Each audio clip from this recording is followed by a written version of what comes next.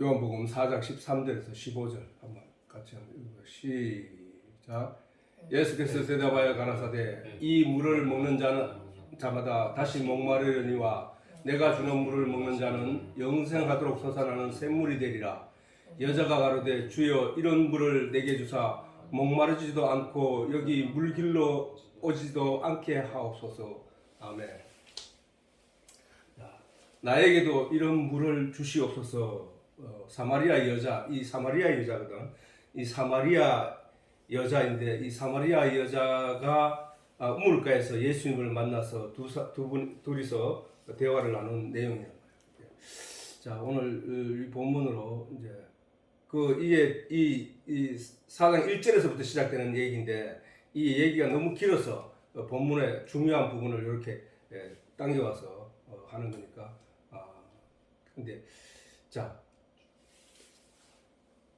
이제 이야기의 시작은 예수의 제자를 삼고 세례를 주는 것이 요한보다 많다 하는 소리를 듣고 이런 말로 시작하는데 예수는 그때 당시에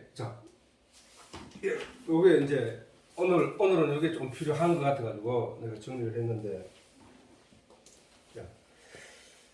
예수님은 유대에서 여기 유대에서 세례를 베풀고 계셨고, 자, 이거 전체적인 도면을 먼저 우리 한번 보자고. 이제 보이지? 여기 보면 이스라엘 땅이 이제 크기가 220만 7천 헥타르예요. 이스라엘 땅이 지금 그 내부에 떠 있는 그 면적이 220만 7천 헥타르인데 우리나라는 그러면 얼마 되냐면 1,004만 헥타르예요. 1,004만 헥타르 좀 넘는다고. 그러니까 우리나라에 비해서 거의 5분의 1 정도보다 조금 크지. 5분의 1 정도밖에 안 되는 땅이야 이게 이스라엘이.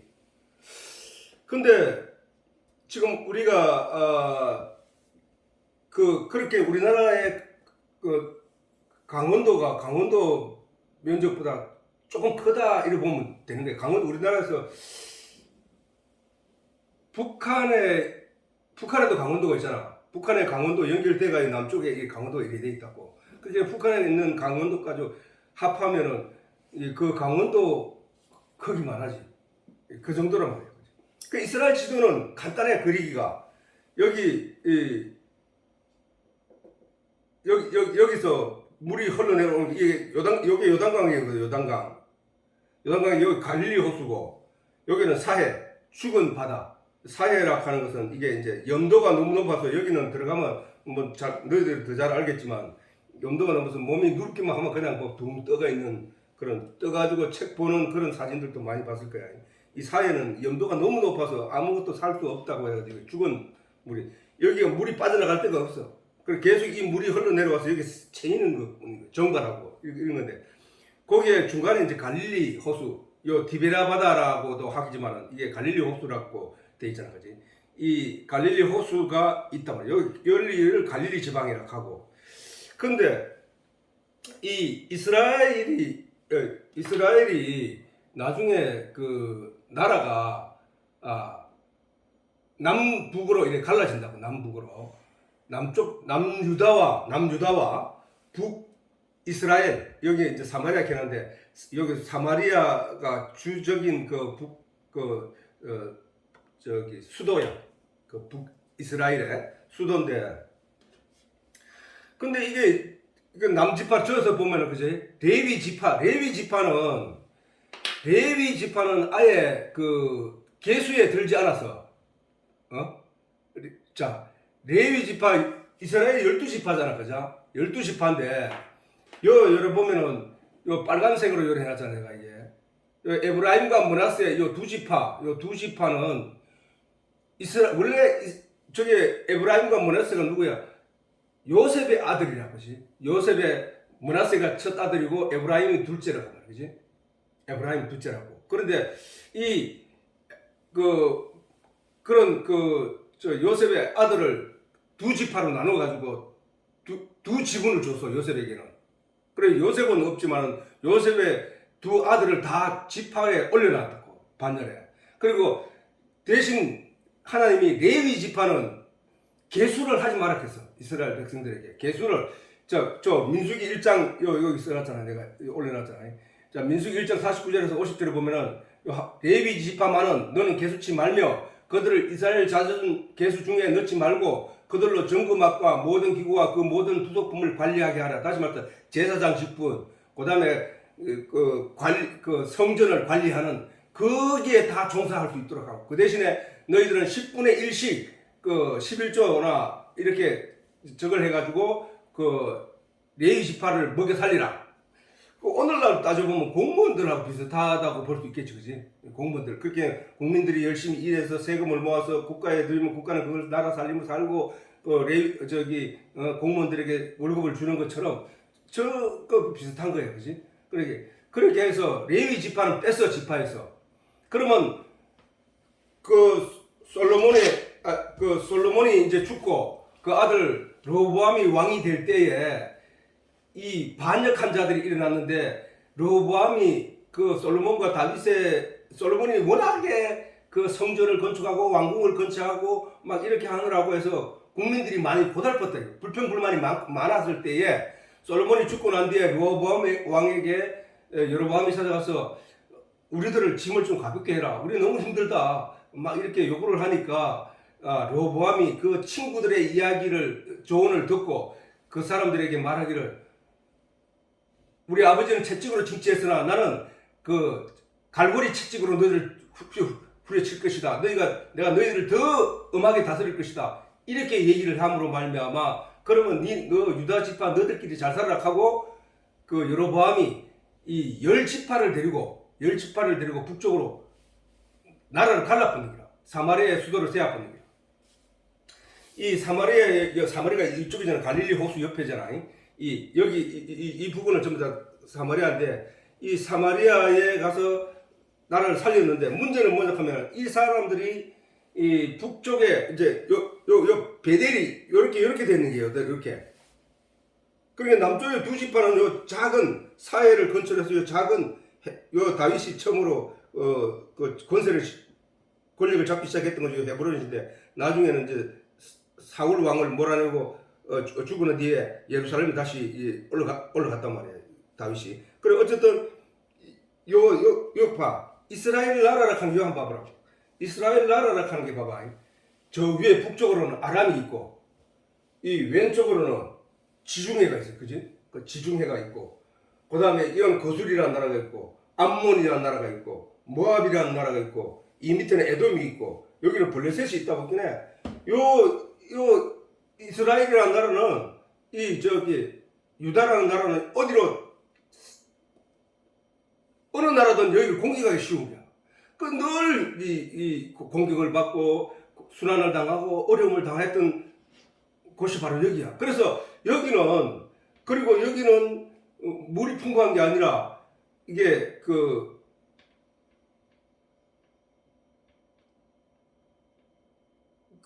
이 물이 풍부한 곳이 아니다 보니까 땅이 농사를 짓기가 하늘만 쳐다보고 살아야 되는 그런 곳이라. 그런 걸 천수답이라고 하잖아요. 하늘에서 물을 내림에 따라서 농사를 지을 수 있는 그런 곳을 갖다가 하는 거예요. 지금은 이스라엘이 아주 과일도 굉장한 맛이 있고 고급스러운 과일은 다 여기서 난다고 할 정도로 나지만은, 왜냐하면 그거는 이제 관계 수로를 잘 했기 때문에, 물관리를 잘 해서 지금은 그런데, 옛날에는 그렇지 않았다는 거야. 그래서 근데 우리가 여기 가나안 땅이거든. 이게 이 가나안 땅에 하나님이 아브라함을 보낼 때 적과 꿀이 흐르는 땅이라 했다고. 근데 적과 꿀이 흐르는 땅이 어떻게 적과 꿀이 흐르는 땅이냐? 나는 처음에 그게 이해가 안 돼서, 왜 이렇게 천수도와 같은 지역에 주변에 이 큰 나라들이 그렇게 있는데, 우리나라의 강원도보다 작은 조금 큰 나라를 갖다 세워놔놓고 여기서 먹고 살라고 했으니까 얼마나 힘들었겠냔 말이지. 우리가 이스라엘 성경에서 보면은 수없이 블레셋도 쳐들어오고, 그다음 모압도 잡아오고, 에돔도 공격하고, 암몬도 공격하고, 요 위에 바빌론에서도 오고, 아람, 이게 수리아거든. 수리아에서도 오고, 또다시 공격을 당한단 말이야. 근데 다윗과 솔로몬 때는 이 주변 모든 나라들이 이 나라를 쳐다보면서 부러워하고 막 이랬다고. 왜 그러냐면은 다윗과 솔로몬 때는 하나님만 바라봤거든. 하나님만 의지하고 하나님께 기도하고 하나님에 그렇게 갔더니 하나님이 여기에 복을 줬단 말이야. 그렇게 적과 꿀이 흐르는 땅이라 하는 얘기는 말씀을 의지하지 않고는 살아갈 수 없는데 너희가 말씀만 의지하면 너희가 복을 받는다는 그런 땅이야. 이게 그 얘기야.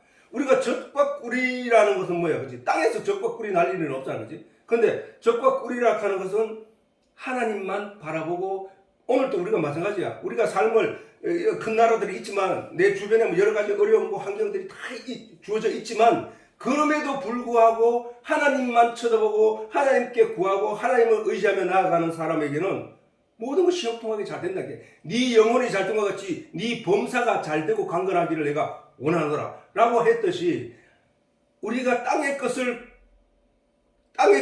구하는 것이 아니라 하늘의 것, 하늘의 뜻만 쳐다보고 살아가는 게 되면 복을 받는다는 거야.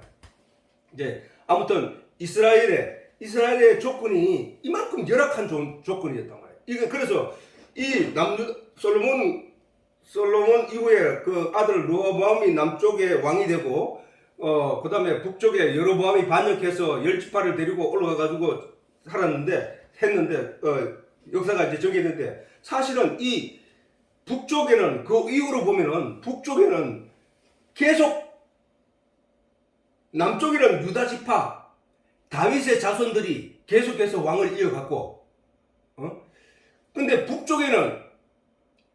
북쪽에는 계속해서 반역을 통해서 역사가 오므리 왕조가 왕이 딱 되면은 오므리 왕, 그 다음에 그 아들 해서 해봐야 길게 가봐야 4대를 못 건너가.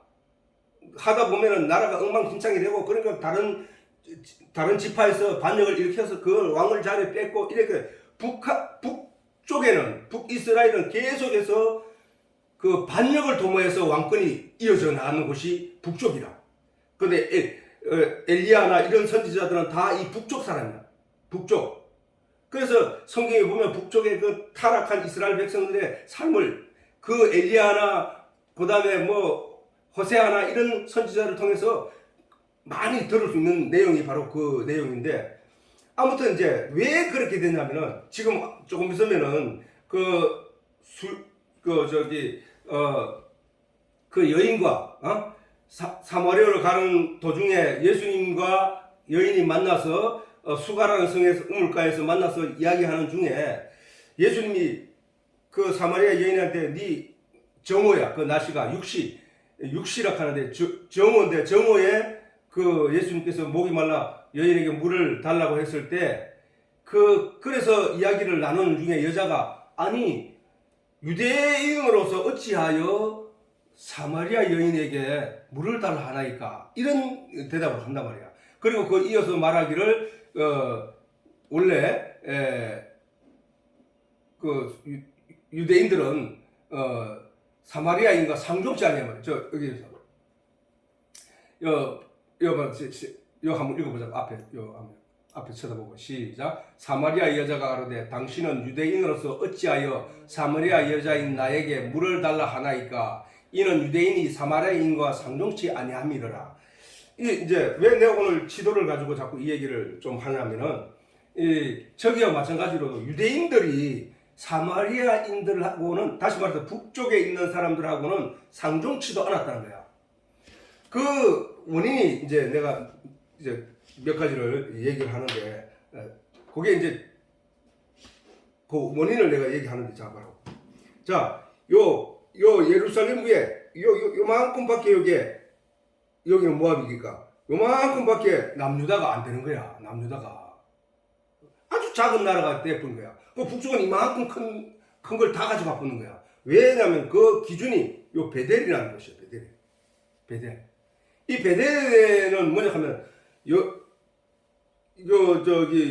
여로보암이 그 수도를 요 사마리아로 정했지만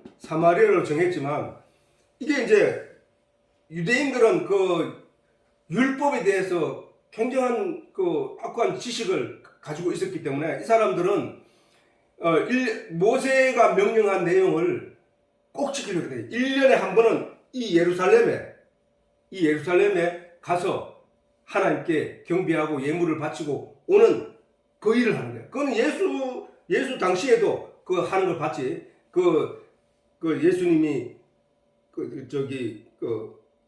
많은 사람들이 예루살렘에 와서 저거 할 때 예배를 드리고 할 때 성전 안에서 12살 된 예수님이 사람들을 만나고 거기서 하나님에 대해서 얘기를 하고 어른들과 조금 더 끌림없이 얘기를 하는 모습들이 있단 말이에요.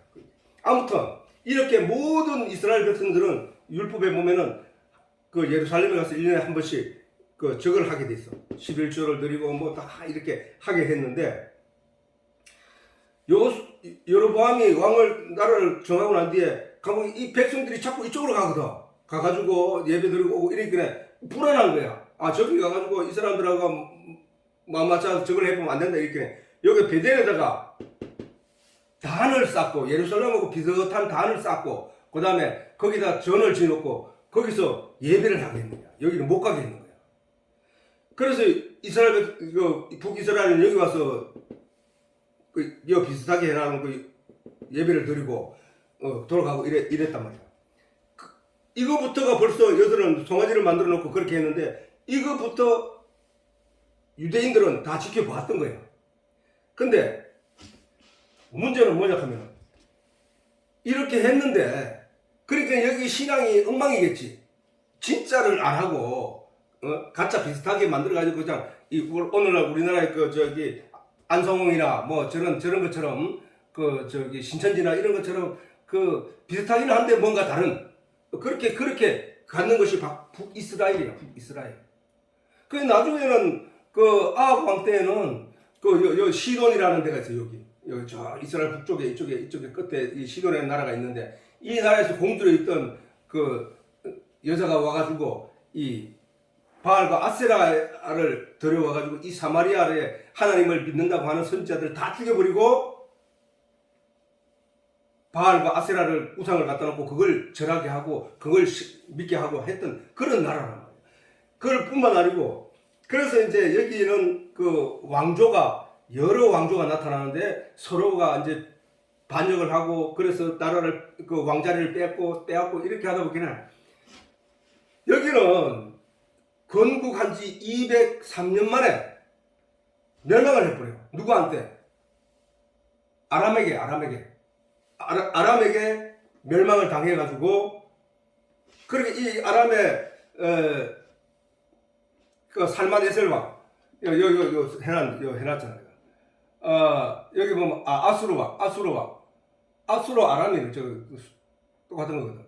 아수르 왕이 바벨론과 구다와 아와 하마 그렇게 건국 203년이 지나는 그때 마지막 호세아 왕 9년에 아람 왕 아수르 왕 살만 에셀에게 멸망을 당했는데 그 살만 에셀 왕이 이 사람들을 다 끌고 가가지고 갖고 여기에다가 그때 이 나라가 큰 나라였는데 다른 지역에서 사람들을 많이 끌어다가 여기다 들여놨는 거야. 이스라엘 땅에. 그런데 여기는 같이 르호보암이 남쪽을 왕이 되고 여로보암이 북쪽 왕이 되었을 때 그때 남북으로 갈라져서 시작됐는데 남쪽에는 한 왕 다윗의 후손이 계속해서 왕을 이어갔기 때문에 나라가 좀 오래 지탱되었고 신앙도 좀 오래됐는데 어쨌든 물론 이 사람들도 결국은 여기에 오염돼 가지고 타락해 가지고 결국 하나님의 바벨론은 이 아람 위에 여기에 있거든. 바벨론 여기서 여기를 쳐가지고 여기를 갖다가 사람들 다 끌고 바벨론으로 가보다고. 그렇게 요때가 여들은 역사가 얼마큼면 406년 가까이 약 406년 동안을 남유다를 통치하다가 바벨론에 멸망을 해서 갚았단 말이야. 우리 조선왕조 500년에 비하면 이 사람들의 역사는 아주 사실 짧은 거야. 사실 짧은 거야.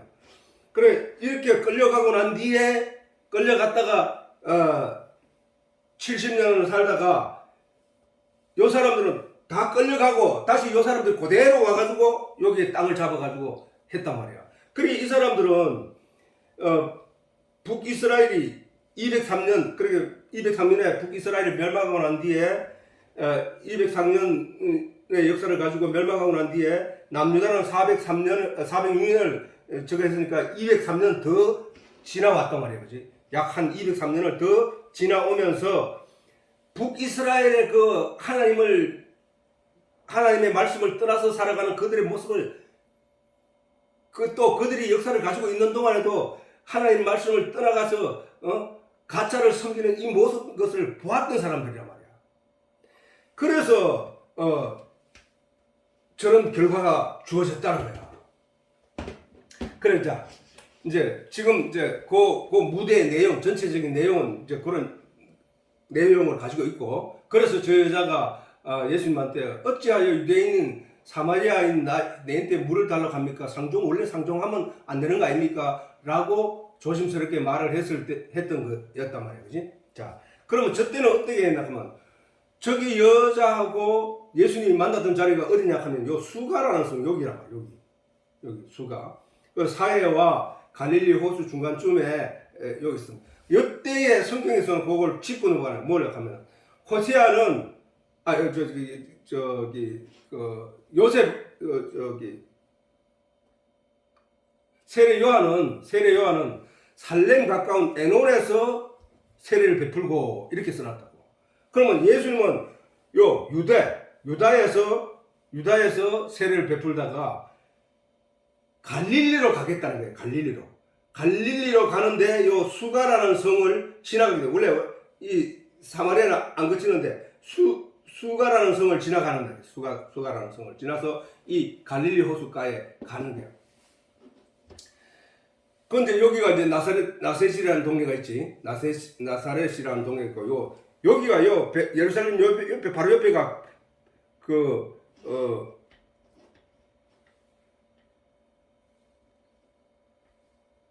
베들레헴이 여기 있다.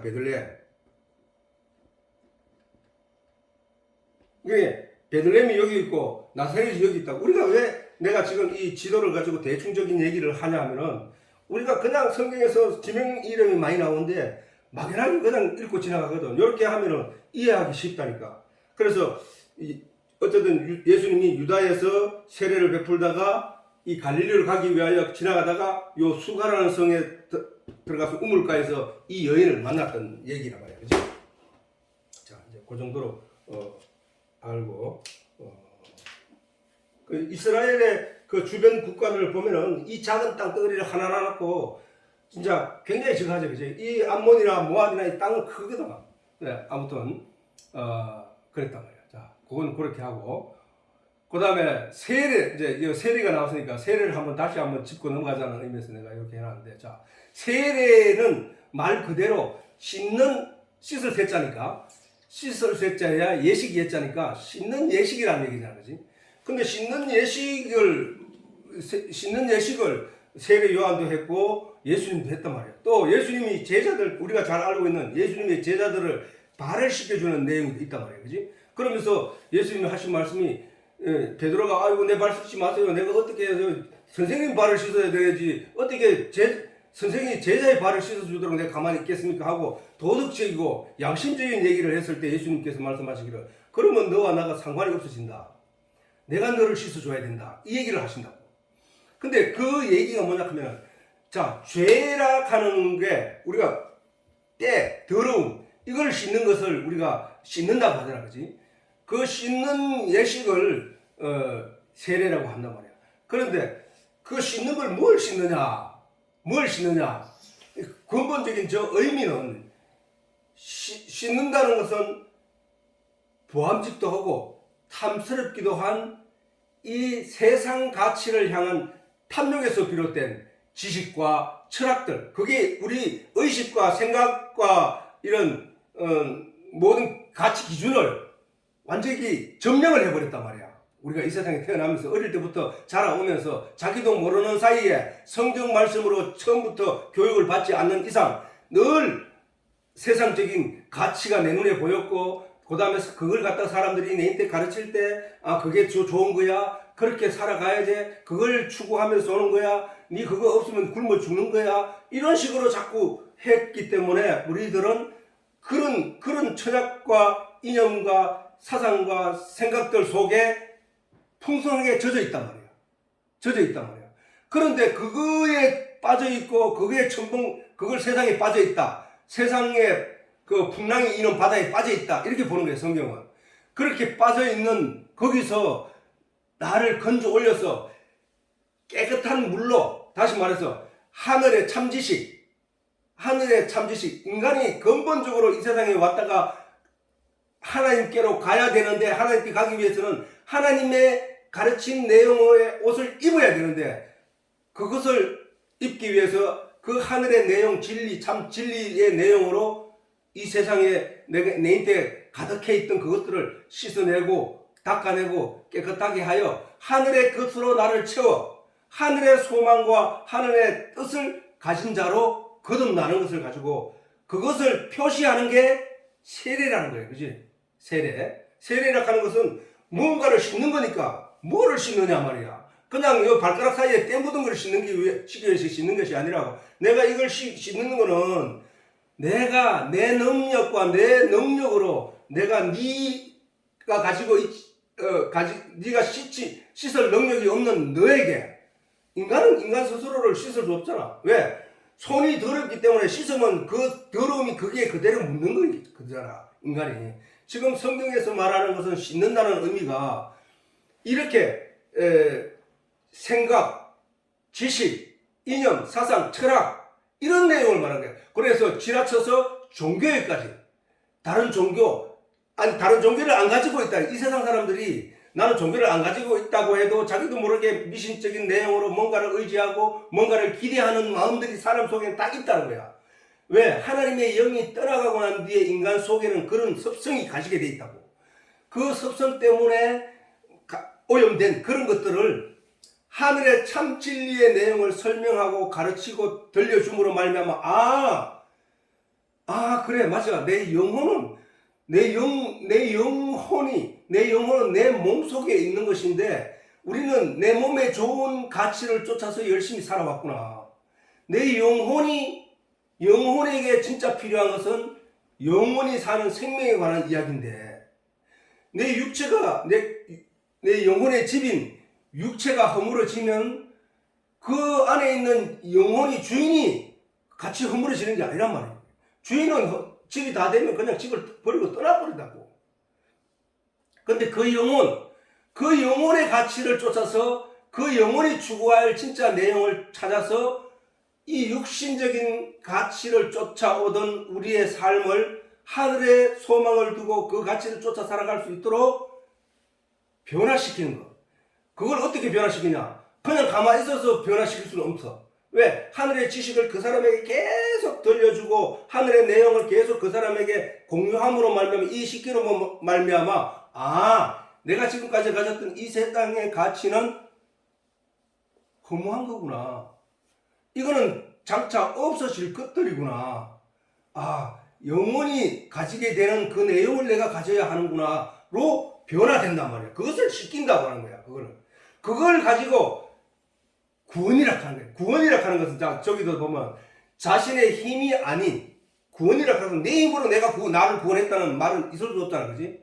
내가 구원 그 자체라는 말이 구원이 필요하다는 그 자체는 내 힘으로 내가 어찌할 수 없는 상황에 였을 때 그가 어떤 힘에 의하여 건져내시는 것을 구원이라 하는 거거든. 자, 어떤 사람이 물에 빠져서 허우적거리다가 힘이 다 빠져서 이제는 꼴까닥 물에 빠질 수밖에 없는 상황일 때 누군가가 배를 타고 가까이 와서 그를 건져내는 그걸 구원이라 하는 거야. 그지?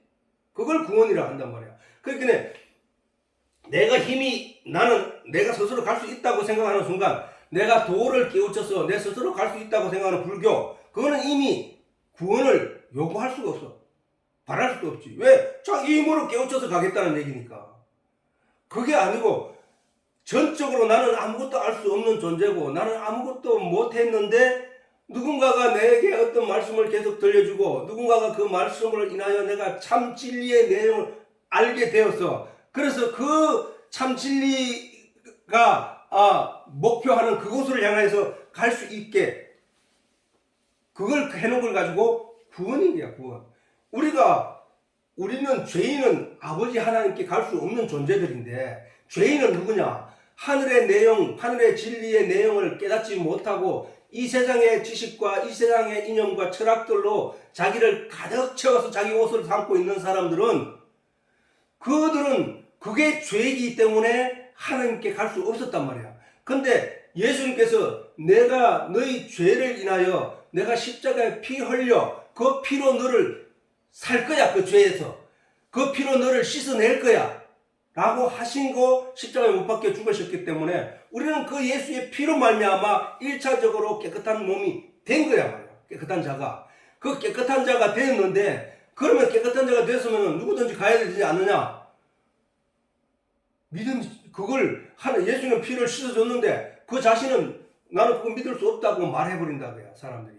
그러면 그걸 믿을 수 없다고 말하는 그 사람에게는 그게 이루어질 수 없다는 거예요. 왜? 예수님께서 이미 목욕한 자는 발밖에 씻을 필요가 없다는 말씀은, 이미 목욕한 자라도 발을 반드시 씻어 깨끗하게 해야 된다는 얘기잖아. 그 발조차도 내가 씻어주겠다는 얘기고. 그러니까 그게 뭐냐 하면은, 내가 가서 다른 보혜사 성령은 너희에게 보내리니 성령 그가 와서 너희에게 생각나게 하고 가르쳐주고 깨닫게 할 것이다. 무엇을? 진리의 내용을. 왜 내가 예수를 믿음으로 말미암아 천국 가는지에 대해서 가르쳐줄 것이라는 얘기야지. 그걸 우리가 듣고 있는 거잖아, 사실은. 그것을 구원이라고 한단 말이에요. 그것을 구원. 다시 말해서 이 세상 풍파가 가득한 이 세상 바닷물은, 우리가 바닷물을 갖다가 저주의 물이라고 하거든. 저주의 물. 저주의 물이라고 한다, 바닷물. 왜? 짠물이에요, 짠물. 사람이 그거 먹으면 죽어. 사람이 그게 농도가 높기 때문에 그걸 먹으면 그것만 죽는다니까. 바다에서 목이 마르다고 바닷물을 먹으면 큰일 나. 아빠도 먹어본 적이 있지만은 큰일 난다고. 그런데 우리는 반드시 생수를 먹어요, 생수. 그러니까 이 바닷물은 저주의 바다란 말이야. 그 저주의 바다, 홍해 바다를 지나왔다는 얘기는 저주의 바다에 빠져 죽었다가 살아나는 거거든, 그게 풍랑이 있는 바닷가의 세상은 이 바다란 말이야, 바다. 이 바다와 같은 곳에서 거기서 건져냄을 받는다 말이야. 예수님께서 베드로에게 내가 너를 사람을 낚는 어부로 만들겠다라고 하셨을 때, 그 어부는 바다에서 고기를 건져 올리는 거지. 그 건져 올리는 걸 가지고 구원이라고 한다니까. 우리가 생각하면은 뭐야? 아니, 물속에 있던 물고기를 건져 올리면 물고기가 죽잖아, 이 얘기인데, 그지? 죽는 거거든. 근데 거기서 바다 물속에서 그 육체가 그냥 죽는 것이 아니라 그것을 건져낸다는 거예요. 그 저주에서 건져낸다는 얘기거든. 이와 같이 우리가 구원이라고 하는 것은 바로 우리가 이 세상에 살아가는 사람들을 거기서 건져내고 있단 말이야. 세상은 세상 온갖 철학과 사상과 이념에 풍덩 빠져 있는 세상이란 말이야. 거기서 진리가 물이라 했잖아, 전에 내가. 진리가 물이, 하늘의 진리, 참 진리, 참물이 생수가 있고, 바닷물, 이거는 죽을 수밖에 없는 물이 있단 말이야. 저주의 물이 있다고. 그러니까 이 저주의 물에서 생수의 물로 건져 올리는 거야, 진리. 자, 아까 얘기했듯이 세상 바다를 이념과 철학과 사상과 그다음 탐스럽고 이런 내용으로 가득한 곳이 이 저주의 바다잖아. 근데 거기서 참진리, 철학이 아닌 참진리, 세상 사람들이 만드는 이념이 아닌 참 하나님의 진리, 이 내용으로 그거를 물에서 건져 올려서 씻어서 그 참진리의 내용으로 살아가게 하는 것이 구원이란 말이야, 구원. 이해되지? 그것을 가지고 부활이라고 한다고, 부활. 사실은 세례, 구원, 부활, 영생, 이게 똑같은 얘기야, 사실은. 똑같은 얘기를 그렇게 설명을 해서 이해시켜주고 있단 말이야. 부활은 뭐야, 부활. 죽었던 자란 말이야, 죽었다. 그러면 육은 살아있다고 저들은 꼬리를 치고 막 물속에서 살아가도 영은 죽었다는 거예요, 영은. 우리가 이 세상에 저주의 바다 가운데 살아가면서 우리의 육체는 살아있다고 저들은 발버둥거리면서 그거를 가책조차 살아있는 줄 알고 쏟고 살아가고 있지만은 진짜 그 속에 영은 죽었다는 거야. 그 영이 먹어야 할 것은 하늘의 참 진리를 먹어야 된다는 거예요. 참 진리. 참 진리, 그지? 참 진리. 참 진리가 뭐냐? 하늘에서 인생들에게 성경을 통하고 그다음 만물 속에 감추어둔 진리의 내용을 발견한 자들에게 그것을 쌓은 그것을 먹은 자들로 산자라고 하거든. 산자. 그래서 그것을 가지고 부활이라는 거예요. 이 세상의 가치, 이 세상의 철학, 이 세상의 이념, 이 세상의 그 내용들로 가득 차 있던 내가 누군가의 전도를 받아서 하늘의 지식과 하늘의 내용을 계속 듣고 들음으로 말미암아 그 내용이 이 육신의 가치를 가지고 있던 전에 가지고 있던 내용들이 내게서 점점 빠져나가고 그것을 덮어버리는 내용이 있는데 그것이 바로 하늘의 진리가 나를 덮더라는 거예요. 그렇지? 하늘의 진리가 나를 덮고 그 진리가 그 진리의 옷을 입고 하늘나라로 가게 되더라는 거야. 그것이 바로 부활이야. 그게. 전에는 하나님이 입혀주는 참 옷을, 참 진리의 옷을 입지 못했는데 육신의 이 세상에서 접한 내용, 지식, 이념, 생각 이런 것들로 내가 가득했는데 하나님의 지식이 임하더니 그 지식을 나를 덮어버리더라는 거야. 그것을 나에게 하나님께서 하늘 잔치에 들어가는 예복이라고 말씀하시더라는 거야. 그 예복. 예수 그리스도에 의해서 주어진 그 예복이더라는 거야. 응? 그럼 영생은 뭐야? 영생은 진짜 내 영혼이 입어야 할 그 옷을 입지 못하던 나에게 하나님이 그 진리의 옷을 입히시고 내 영혼으로 가리켜서 너는 영생이라는 거야. 영생. 영생은 곧 유일하신 참 하나님과 그의 보내신 자 예수 그리스도를 아는 것이라고 했거든. 그 예수와 하나님이 누구냐? 참 진리라는 거야. 하나님의 말씀이라는 거야. 말씀. 그 말씀을 인하여 우리가 그 말씀을 내게 받아들임으로 말미암아 그 말씀의 옷을 입는 그를 가리켜 영생을 가졌다고 하는 거야. 그게. 그래서 영생은 모든 신앙인들의 궁극적인 목표야. 그지? 목표. 우리가 신앙생활하고 지금 예배를 드리고 말씀을 듣는 이유는 그 영생을 얻기 위하여 가는 거거든. 우리 영혼이 전에는 이 땅에서 죽으면은 이 땅에서 죽으면이 아니라 이미 그 영은 죽은 영이라는 거야. 그냥 몸이 짐승처럼 살아간다는 거야. 그래서 로마서에 이성 없는 짐승처럼 이렇게 말해. 이성은 참 진리의 내용을 이해하고 또 판단할 수 있는 그 능력, 그것을 가리켜 이성이 있기 때문에 사람이야. 그지? 우리가 이성을 가지고 이 세상에 산 사람이라고 말하잖아. 그지?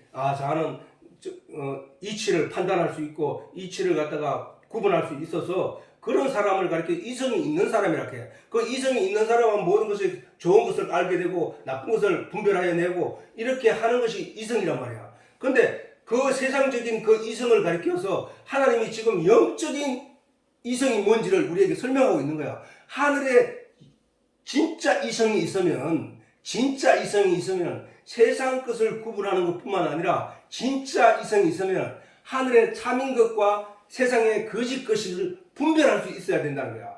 그게 로마서에서 말하는 그 이성은 하늘의 것과 세상의 것을 제대로 구별하지 못하는 자들을 가리켜서 이성 없는 짐승과 같다 하는 거야. 그래서 예수님은 그런 사람들을 가리켜서 죽은 자라고 말하는 거야. 죽은 자를 장사하라 라고 하는 거란 말이야. 이성이 없는 것은 죽은 거랑 마찬가지라. 죽은 거라는 거야. 그렇기 우리는 그런 내용을 잘 알아야 돼. 어쨌든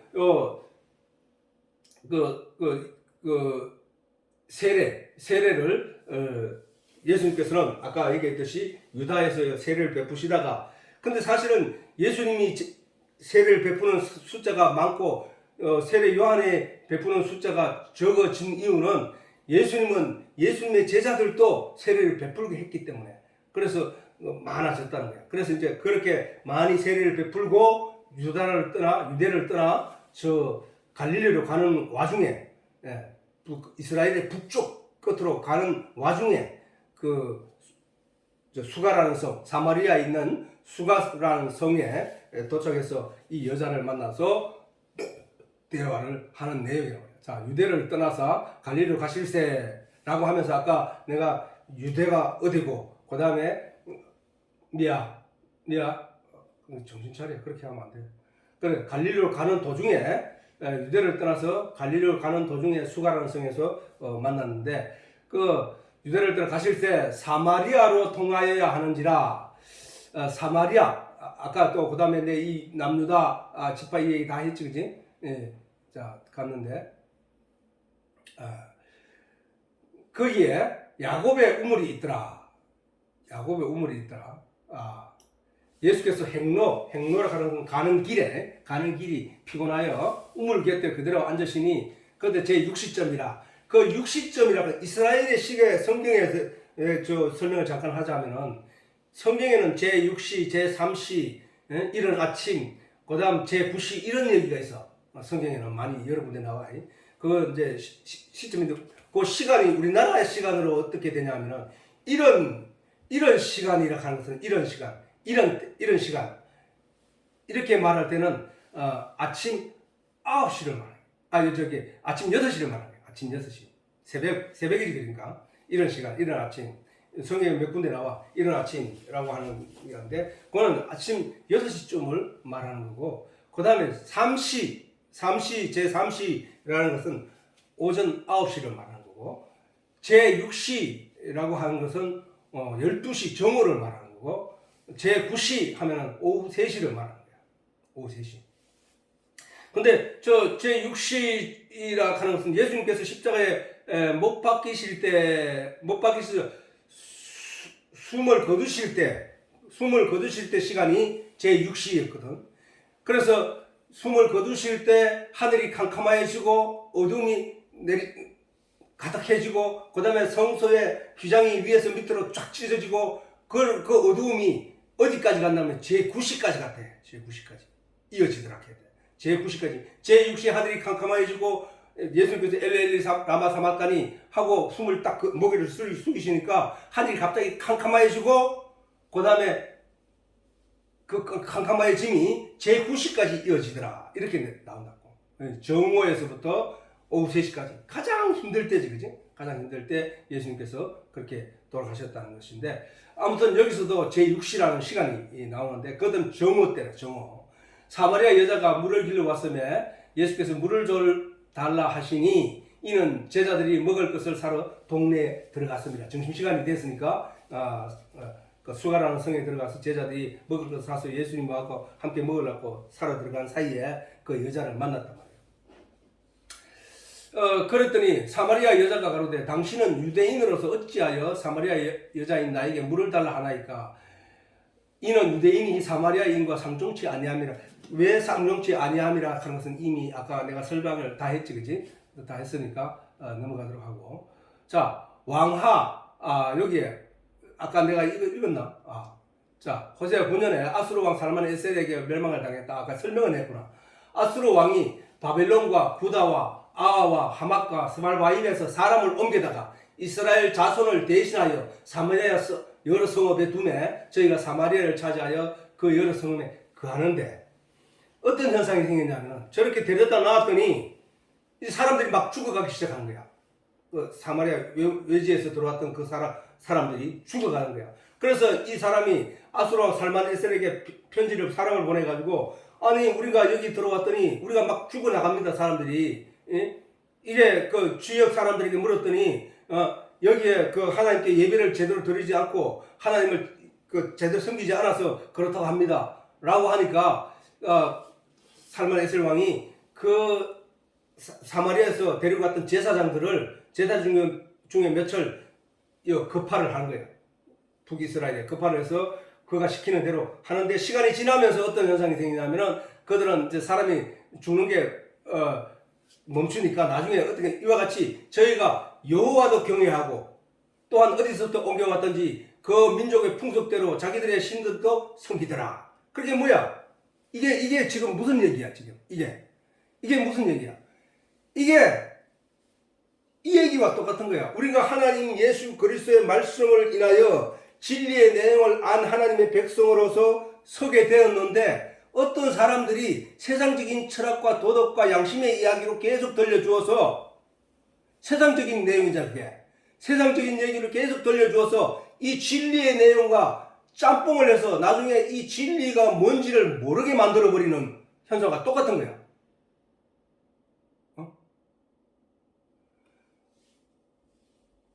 이 참진리의 내용만 전해야 되는데 그 참진리의 내용이 아닌 세상적인 다른 지역의 인간이 만들어낸 어떤 지식과 철학들을 종교적인 내용을 들여와서 거기가 가지고 있던 참 진리의 내용을 어지럽히고 그 가치를 무너뜨리고 그 가치와 혼용해서 썩는 것.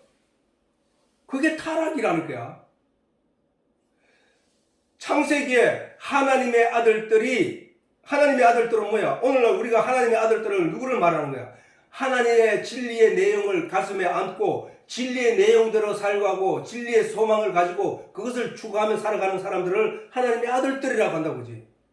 그럼 사람의 딸들은 뭐야? 세상의 문화와 세상의 철학과 세상의 교육으로 가득 찬 사람들이란 말이야. 그러면 이걸 다르게 말하면 하나님을 믿는 사람과 하나님을 믿지 않는 사람이 서로 화합이라는 내용으로 붙어서 결합해서 서로 나누고 하다 보니까 이게 결국은 참 진리의 내용이 거기에 섞여 들어가고 그 부정한 것들이 여기에 섞여 들어가요. 이걸 율법에는 부정하다고 했다. 부정하다.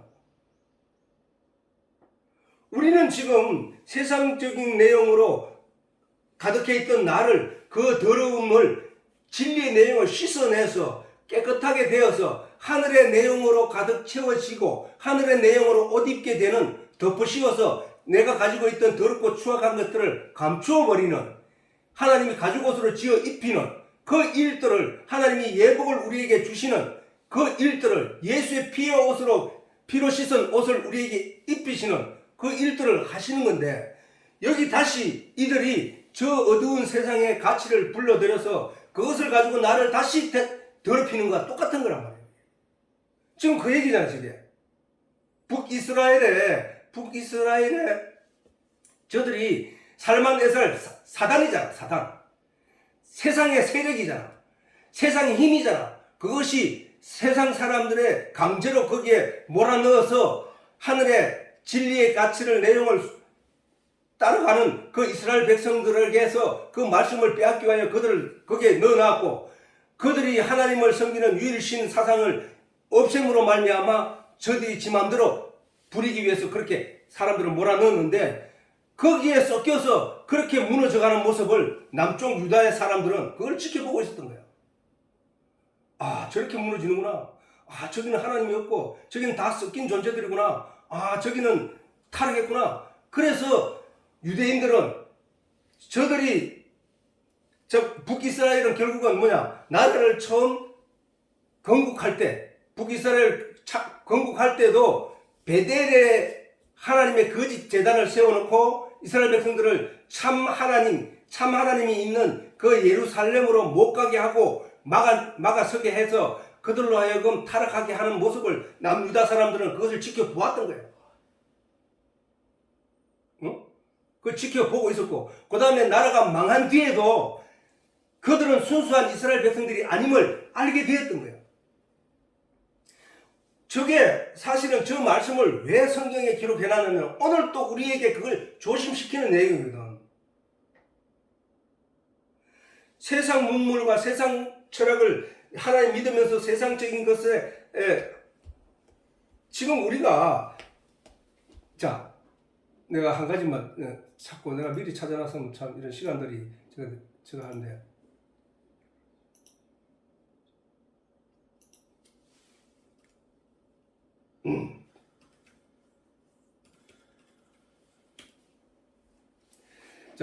자 이거 봐봐. 지금 뭐예요? 우리가 고린도후서 5장에 이거 같이 한번 읽어보자고.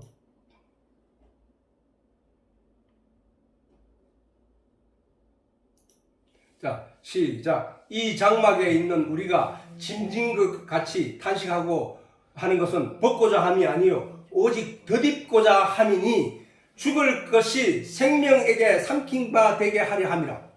자, 덧입고자 하면 내가 사실은 씻는다는 의미를 말하고 있지만 사실은 그 씻는다 하는 것은 예수 그리스도의 진리의 내용을 내가 옷을 입는 거란 말이야. 그지? 우리가 예수 하나님의 참 진리의 내용을 깨달아 알게 됨에도 불구하고 여전히 우리는 세상적인 가치와 그것을 따라가면서 그것을 살아가고 있잖아. 그지?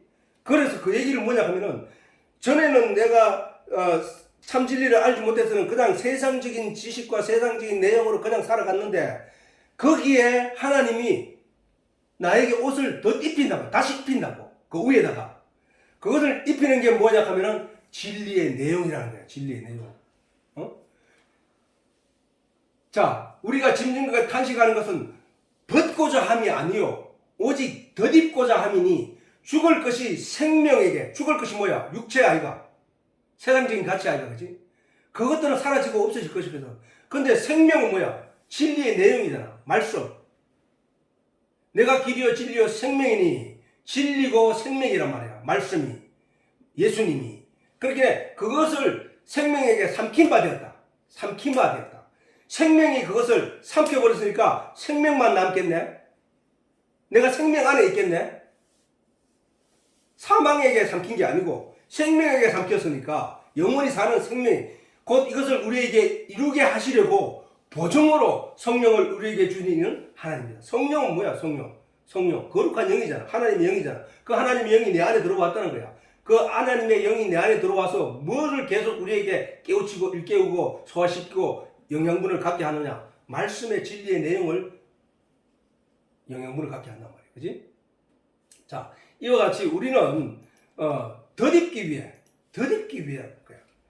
그렇게 우리는 이 세상에 그 남유다가 볼 때는 사실은 그렇게 보는 남유다도 우스운 거야, 사실은. 왜? 아니, 예수님한테 그 남유다도 뭔 소리를 들었어? 너희 아들은 마귀다 라는 얘기를 들었잖아. 그러니까 유대인들은 결국은 뭐냐 하면은 율법의 껍데기, 북이스라엘이나 다를 바 없다는 얘기야. 그 얘기는 결국 북이스라엘 사람들이나 유대인들이나 다를 바가 없다는 얘기야. 왜? 북이스라엘이 그래서 망하는 거나 남유다가 그래서 망하는 거나 똑같은 거야. 하나님의 진리의 내용을, 진리의 말씀대로 이해하지 못하고 그 껍데기만 가지고 자꾸 그 껍데기에 매달려 있으니까 껍데기는 뭐야? 보암직도 하고 모험직도 하고 탐스럽기도 하는 과실 부분이잖아. 하나님은 생명을 가지라 했거든. 생명은 시에 있잖아. 그지? 근데 유대인들은 계속 그 보험직도 하고 탐스럽, 내가 이렇게 하면 내가 거룩하게 될 거야. 내가 이렇게 해서 내가 거룩하게 된 거야. 니는 그렇게 못하네. 니는 저주를 받은 자야. 이렇게 자꾸 갚았거든. 그렇게 유대인들이 북이스라엘을 갖다가 상종치도 안 했는 거야. 자기들이 자기의 때문에. 나는 이렇게 살아가는데 너는 왜 그렇게 살아가? 이 형편없는 것들아. 나는 하나님의 택함 받은 백성이야. 나는 하나님의 율법에 행하라는 거 다 행하고 살아가는 사람이야. 라고 하면서 자기를 자랑스럽게 하고 자기 의를 높였던 거야. 그랬던 그 유대인들을 향해서 예수님이 하신 말씀이 너희 아비는 마귀다. 이 독사의 새끼들아. 독사가 마귀가 사탄이거든. 뱀. 아담과 하와를 꼬드겼다. 속에 넘어갔던 거. 그러니까 이스라엘 백성 유대인들이나 북이스라엘은 사실은 도토리 기적인데 유대인들은 자기 스스로가 율법 성경을 그 율법의 껍데기 내용을 율법을 열심히 행했으니까 자기는 거룩한 거라는 거야. 이것을 가리켜서 그들을 향해서 예수님이 하신 말씀을 딱 들으면 그게 아니구나는 우리는 금방 알 수 있잖아. 그지? 저희가 오늘까지 이전 풍속대로 행하여 여호와를 경외치 아니하며, 자, 오늘까지라는 성경을 쓴 시점이란 말이지. 오늘까지 이전 풍속대로 행하여 여호와를 경외치도 아니하며 또 여호와께서 이스라엘이라 이름을 주신 야곱의 자손에게 명하신 율례와 계명을 준행치 아니하는도다. 율례와 계명을 그것을 준행을 하면서 진짜 깨달아야 될 내용을 깨닫지 못하면 준행 안 한 거야. 그게 왜? 준행을 하게 한 것은 그 준행을 하게 한 목적이 있단 말이야. 그럼 양의 피를 갖다 바치면 정말 내 죄가 없어지냐? 아니, 양이 죽었을 뿐인데 왜 내가 깨끗해지냐고. 이렇게 함으로써 네가 깨끗해진다는 것은 네를 위해서 희생할 참 어린 양이 있어. 그분이 와서 너희 모든 죄를 이렇게 지고 갈 거야 라는 걸 깨닫게 해야 되는데, 그냥 그것만 그냥 행하면은 그냥 이거 하락했으니 나 하는 거야. 그거는 아무 깨달음이 없는 거거든. 그 안에 내용이 없단 말이야. 내용이. 그 내용은 예수 그리스도가 너를 위해서 피를 흘려야 된다는 내용이 거기 들어있단 말이야. 그 내용을 깨닫지 못하면 그 행위를 아무리 해도 그건 아무것도 아니라는 거야. 이해되지? 자, 그래서 아수르 이렇게 아까 내가 했듯이 아수르 왕 살만 에셀이 이방인들을 다양한 나라에서 사람들을 끌어모아서 지역의 사람들을 끌어모아서 사마리아에 씨를 뿌리듯 헛뿌리고 날아가는 거야. 그러면 그 안에서 우상과 사상과 철학 내용들이 이렇게 하나님의 진리의 내용을 흩뜨리고 그걸 혼잡한, 그래 하나님의 아들들이 세상의 딸들과 혼인한 거야. 그게 혼인. 이제 남편이라는 얘기가 뒤에 나와. 이 여자하고 예수님의 대화 과정에서 남편을 데려오라 이런 얘기를 해. 진리의 내용, 목마르지 않는 물을 먹게 해달라고 하니까 예수님께서 네 남편이 누구냐, 데려오라 이런 얘기를 하시는 거예요. 아무튼 그거는 좀 이따 하기로 하고. 자, 남유다는 그러한 북이스라엘 멸망과 그들의 타락과 이방인들의 혼합을 보아언트라 그들을 부정한 자라 여기며 이스라엘의 온전한 지파로 여기지 않았다는 것이다. 자, 남유다처럼 땅이 쪼맨하고 북이스라엘은 10지파가 없으니까 모세가 여호수아를 통하여 각 지파에게 가나안 땅을 나눠줄 때 각 지파별로 지역의 땅을 다 나눠줬거든. 그 나눠준 땅이 어냐면 베냐민 지파는 어느 지파냐면은 사울 왕의 지파야. 사울 왕의 지파. 사울 왕이 베냐민 지파거든. 지파에서 나왔거든. 다윗 왕은 유다 지파에서 나왔고. 그러면 이제 사울 왕이 무너지고 사울 왕이 길보아 산에서 전투하다가 죽고 난 뒤에 그 다윗 왕이 헤브론에서 예루살렘 올라가서 올라가서 헤브론에서 3년 6개월을 치리하고 나머지는 예루살렘에 가서 치리를 해서 다윗이 왕위에 올라가 있었던 시간은 40년이야. 40년 예루살렘에서 정치를 했는데 다윗이 가지고 있는 그 베냐민 지파와 유다 지파 두 지파의 땅만 밖에 없는 거야. 그리고 레위 지파는 예루살렘 중심으로 해서 12지파가 땅을 이렇게 분배해서 예루살렘 중심으로 성전 중심으로 그 레위 지파들은 땅이 있단 말이야. 근데 그 레위 지파들하고 그렇게 세 지파가 남유다에 살고 있었기 때문에 그 지파에 나눈 땅은 작을 수밖에 없지. 근데 10지파의 분기선 저 다 북쪽으로 다 가쁘단 말이야. 북이스라엘로. 근데 땅이 크단 말이야. 그 땅이 큼에도 그 역사는 반역에 의한 정권 찬탈로 이어졌기 때문에 그 역사는 그 다음에 예루살렘이 아닌 그 베델에서 가짜 예배를 드렸기 때문에 그들의 역사는 짧을 수밖에 없었다. 그래서 그들의 삶을 다 본 그 유대인들은 그들을 아예 상종도 안 했다는 거야. 자, 예수께서 대답하여 가라사대, 자, 그렇게 여자가 아니 유대인들은 원래 사마리아 사람들과 상종치 않는데 어찌하여 선생님은 나를 상종하려고 하면 사마리아 여자인 나에게 물을 달라 합니까? 라고 했더니 예수께서 대답하는 거야. 예수께서 대답하여 가라사대, 네가 만일 하나님의 선물이 누구야? 예수잖아. 예수. 하나님의 선물이 예수야. 예수. 우리가 생각지도 못했고 우리가 감히 기대도 못했던 그 예수를, 하나님의 독생자를, 우리의 죄를, 우리를 구원하기 위하여, 오로지 우리를 살리기 위하여, 우리를 세상 죄악 가운데서 건져내기 위하여, 하나님의 자녀로 삼기 위하여 그 예수를 보냈으니까 그 예수는 우리의 선물이야. 사실은 선물. 자, 예수께서 대답하여 가라사대, 네가 만일 하나님의 선물이 뭔지, 그 다음에 네게 물을 달라 하는 이가 그 선물인지 누구인지 알았더라면 네가 그에게 구했을 거야. 네가 그에게 구했을 것이요 그가 생수를 내게 주었을 것이다. 지금 우리가 뭐야? 하나님의 말씀을 계속 물로 이해하잖아. 물로. 예? 생명의 모든 육체의 생명의 근원은 물이다. 그럼 모든 영의 생명의 근원은 진리다. 내가 길이요 진리요 생명이다. 예수님 말씀하셨잖아. 그지? 내가 길이요 진리요 생명이다. 그러니까 모든 근원의 참 생수가 뭐냐? 이 세상의 물은 물론 이 세상의 물은 모든 생명의 근원이기 때문에 모든 생명들을 살리기 위하여 존재하는 게 목적이지만 내가 전에 말했지 늘 말했듯이 하나님은 만물에 하나님의 편지의 내용을 심어놨다 그랬잖아. 그렇지? 만물에 하나님의 진리의 내용을 심어놨다는 얘기야. 그러면은 그 물을 통하여 우리가 참을 발견해야 되는 게 참을. 그래서 물이 모든 생명의 근원이라고 하면은 모든 영의 생명은 진리구나로 알아야 된다. 모든 영의 생명은 말씀이구나로 알아들어야 된다. 모든 영의 생명은 하나님이구나로 알아들어야 된다. 왜? 계속 그 얘기를 성경이 하고 있거든.